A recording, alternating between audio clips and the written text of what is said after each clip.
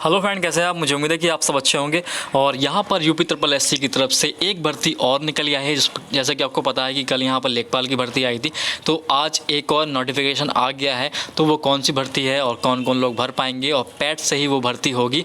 और आपने पैट का एग्ज़ाम दिया है आपने यहाँ पर, तो उसी के हिसाब से यहाँ पर आपको भर्ती में स्कोर कार्ड मिला है, तो आप उसके बेस पे आप इसको भर्ती को भर पाएंगे। और कौन कौन एलिजिबल होंगे इसके अंदर, तो वो भी आपको बताया जाएगा। और ये किस बेस पे ये भर्ती निकाली गई है, कौन सी भर्ती है, कब तक इसकी डेट रहेगी, और कि कौन से क्राइटेरिया के हिसाब से आप इसमें सैलरी पा सकते हैं। 35,000 से 1 लाख सैलरी आपकी हो सकती है। तो ये भर्ती आपके लिए बहुत बड़ी हो सकती है। और ये भर्ती किस हिसाब से निकली है, तो यहाँ पर हम देख लेते हैं। तो यहाँ पर भर्ती का नाम है, आपका देख रहे होंगे, अनुदेशक।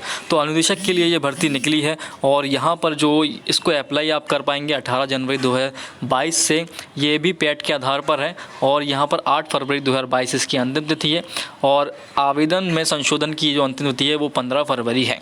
यहाँ पर हम आपको विशेष चीज़ आपको बता देते हैं, जिस प्रकार से आपका जो 8 फरवरी से यहाँ पर आपका अंतिम तिथि शुल्क जमा करने की होगी, और यहाँ पर 15 फरवरी आपकी संशोधन की होगी। तो ये यहाँ पर आपको बता देते हैं कितनी भर्ती है। तो अनुदेशक के कुल 2504 पद यहाँ पर निकले हैं। और यहाँ पर देख लेते हैं, अनुदेशक मुख्य परीक्षा हेतु केवल वही अभ्यर्थी ऑनलाइन आवेदन कर सकते हैं जो प्रारंभिक अर्हता परीक्षा मतलब कि पैट 2021 में सम्मिलित हुए हैं एवं उन्हें आयोग द्वारा स्कोर कार्ड जारी किया है, वही लोग इस भर्ती को भर पाएंगे। और इसी के साथ यहाँ पर आपको बता देता हूँ कि परंतु ये जब है आयोग इस तरह इस पर जांच करेगा, और यहाँ पर इसके लिए भी एक मेन मतलब कि मुख्य परीक्षा होगा, इसके लिए भी एक कट ऑफ जारी किया जाएगा। अभी ये पैट मतलब कि जिन्होंने पैट का एग्ज़ाम दिया है, इसमें कुछ भी नहीं लिखा, परसेंटाइल और परसेंटेज नहीं लिखा है, सभी लोग इसको भर पाएंगे। और तो हम आपको बता देते हैं, अनुदेशक मुख्य परीक्षा के लिए शॉर्ट लिस्टिंग किया जाएगा, उसके बाद यहाँ पर आपको मेन एग्ज़ाम के लिए बुलाया जाएगा, जैसा कि लेखपाल में हुआ है। तो ऑनलाइन आवेदन कर पाएंगे आप यूपी ट्रिपल एससी की वेबसाइट पर जाकर। और किस हिसाब से कर पाएंगे, अपना जो आपने पैट का जो एग्ज़ाम दिया है उसके डैशबोर्ड में आप जाएंगे, वहाँ पर आपको लिंक मिल जाएगा। और हम आपको मेन चीज़ आपको बता देते हैं, इसमें भी सेम टू सेम वैसे ही आपका पूरा फॉर्म भरा मिलेगा आपको, और जिसमें आपको एडिट करना है वो एडिट कर पाएंगे। और फ़ोटो और सिग्नेचर आप चेंज नहीं कर पाएंगे। और यहाँ पर एक चीज़ और है, जो फ़ीस शुल्क है यहाँ पर उतनी ही 25 रुपये यहाँ पर फ़ीस शुल्क सबके लिए रखी गई है।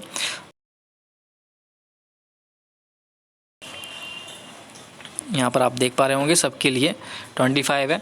अब पहले इसको शॉर्ट लिस्ट किया जाएगा, फिर आपसे एक फ़ीस और ली जाएगी जब आपका मेन एग्ज़ाम होगा, एडमिट कार्ड निकलेगा।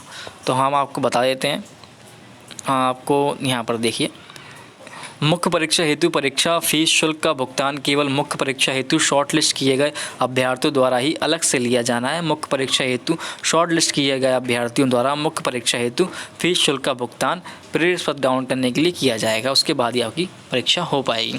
और अब मैं आपको बताता हूँ, ये ITI बेस पे है, अनुदेशक की भर्ती है।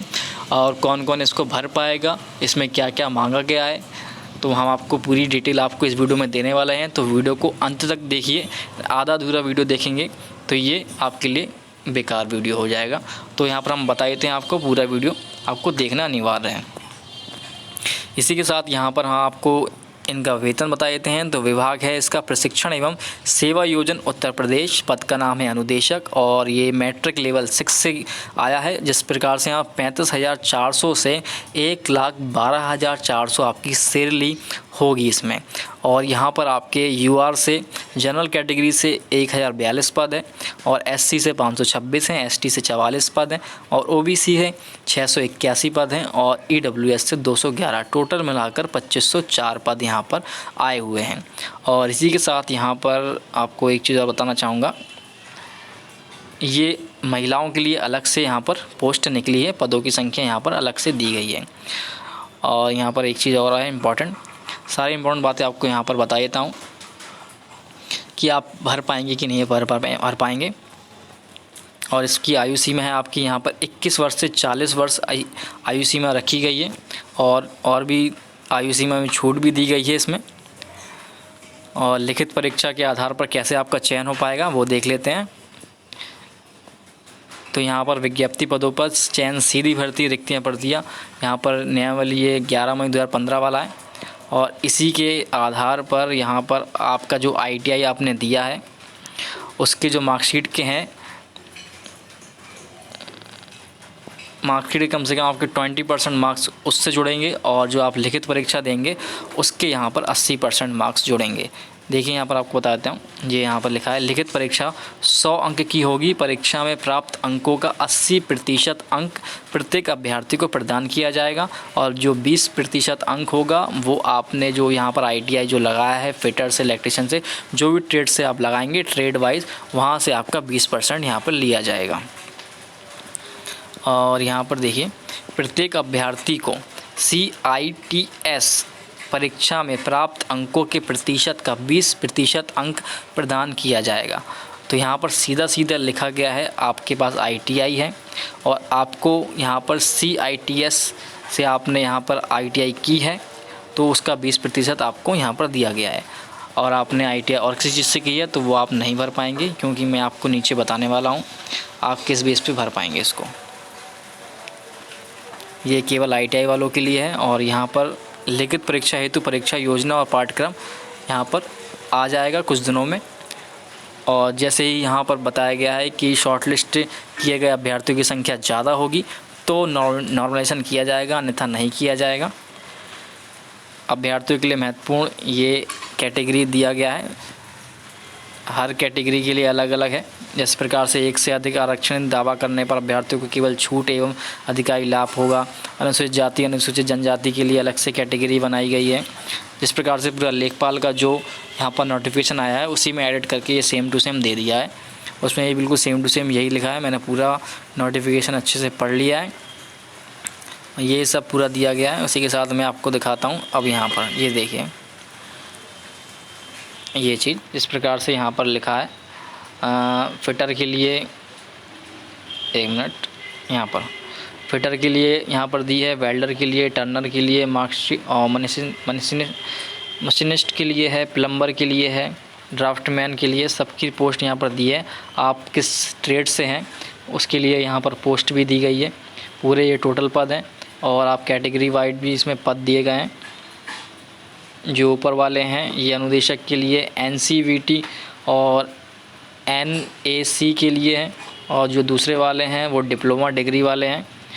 और इसके लिए यहाँ पर पूरा डाटा दिया गया है, आप इसको आराम से ध्यान से पढ़ सकते हैं। और जिस प्रकार से यहाँ पर देख लीजिए अनुदेशक यहाँ पर फिटर के लिए इस प्रकार से जान लेते हैं कि यहाँ पर टोटल जो पद हैं 479 करके, और यहाँ पर लिखा हुआ है सुसंगत क्षेत्र में 1 वर्ष के अनुभव के साथ AICTE या UGC द्वारा मान्यता प्राप्त इंजीनियर महाविद्यालय या विश्वविद्यालय से व्यवसाय स्नातक या मैकेनिकल इंजीनियर में उपाधि ली हो। सुसंगत क्षेत्र में 2 वर्ष के अनुभव के साथ AICTE मान्यता प्राप्त प्राविधिक शिक्षा परिषद में मैकेनिकल इंजीनियर 3 वर्ष का डिप्लोमा हो। और इसी के साथ सुसंगत क्षेत्र में 3 वर्ष के अनुभव के साथ फिटर व्यवसाय में NTC या NAC उत्तीर्ण हो। तो यहाँ पर जो साधारण ITI आपने की है तो ये उसके साथ आपको ये फॉर्म नहीं भर पाएंगे, उसके लिए आपको ये चीज़ भी यहाँ पर ज़रूरी कर दी गई है। तो इस हिसाब से यहाँ पर ज़्यादातर लोगों ने जो पैट का एग्ज़ाम दिया था ITI वाले होंगे मोस्टली, मगर उन लोगों के पास यहाँ पर ITI तो होगी मगर उन्होंने यहाँ पर AICTE या UGC द्वारा इसको मान्यता नहीं दी गई होगी, या उन्होंने उस 1 साल का डिप्लोमा नहीं किया होगा, ITI तो कर ली होगी, तो वो लोग फॉर्म नहीं भर पाएंगे। यहाँ पर साफ साफ ऊपर दिया गया है, मैंने आपको यहाँ पर बताया था पेज नंबर 9 पे।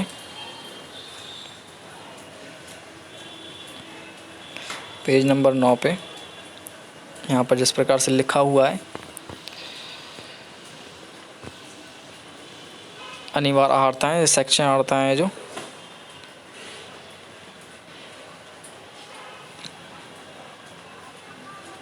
तो ये चीज़ बहुत इंपॉर्टेंट है। यहाँ पर आप समझ जाएंगे कि आप भर पाएंगे फॉर्म को नहीं भर पाएंगे। तो ये अनिवार्य अर्हताएँ हैं। अनुदेशक के पद पर सीधी भर्ती हेतु अभ्यर्थी के लिए निम्नलिखित अर्हताएँ दी गई हैं। देखो, माध्यमिक शिक्षा परिषद उत्तर प्रदेश की हाई स्कूल परीक्षा या सरकार द्वारा उसके समकक्ष मान्यता प्राप्त कोई परीक्षा आवश्यक उत्तीर्ण हो। ठीक है, ये तो होगा, सबके पास होगा। और परिविष्ट स्तंभ 4 मतलब संलग्न 4 में यहाँ पर आपको बताया गया था कि व्यवसाय विषयों के अहर्ताएँ यहाँ पर आवश्यक धारिता 20% आपको मिलेगा। और DGT के अधीन विभिन्न व्यवसायों में से किसी व्यवसाय में सुसंगत राष्ट्रीय शिल्प अनुदेशक प्रमाण पत्र और अन्य अहर्ताएँ यदि कोई हो तो भी यहाँ पर विविध आपको मौका मिलेगा। और यहाँ पर साफ साफ लिखा है अनुभव के बारे में। इस सेवा में अनुदेशक के पद पर सीधी भर्ती हेतु अभ्यर्थी के पास परिशिष्ट संलग्न 4 स्तंभ 4 में यथाविहित कार्य करने का अनुभव होना आवश्यक है। आपके पास कोई अनुभव होगा तो आप भर पाएंगे। कोई औद्योगिक अनुभव होने के लिए यहाँ पर स्थिति में उद्योग के लिए सरकारी नियमों के अनुसार रजिस्ट्री होना और विधि मान्य TIN नंबर होना आवश्यक है। संस्थाओं से अनुभव होने की स्थिति में अभ्यर्थी के पास अंतिम परिणाम घोषित हो जाने और तकनीकी अर्हता की अंतिम परीक्षा उत्तीर्ण कर लेने के पश्चात किसी ख्याति प्राप्त संस्था या महाविद्यालय से सुसंगत क्षेत्र में अध्यापक प्रशिक्षित के रूप में कार्य करने का अनुभव आवश्यक है।